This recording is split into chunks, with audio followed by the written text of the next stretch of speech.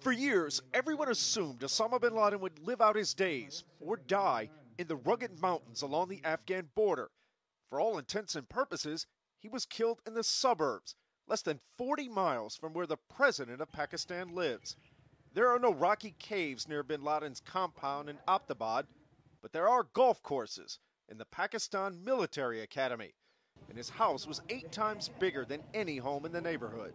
Here is bin Laden, who has been calling for these attacks, living in this $1 million-plus compound, living in an area that is far removed from the front. The 3-story building was built about 6 years ago. A bin Laden protege and his brother lived on the first floor of the main building in another house in the compound. But bin Laden's family occupied the top 2 floors of the main building. Unlike other neighbors who took their trash out, these people burned theirs inside the compound. And if 2 main gates weren't enough to discourage visitors, opaque windows shielded the inside. And there was an 18-foot outer wall topped with barbed wire. It stood out. And a U.S. intelligence official says, given how bad al-Qaeda's finances are, they would only spend this kind of money for one of their top 2 commanders. So in effect, bin Laden was the engineer of his own destruction. The end began with 4 U.S. military helicopters and 24 commandos arriving overhead. When some of the Navy SEALs landed on the ground, the assault teams stormed the compound. They're going room to room, very methodical, engaging targets and, completing the mission. But it's a really intense, personal, up close and personal type of operation. But high above, multiple American planes and drones were in the air, ready to help the team if needed.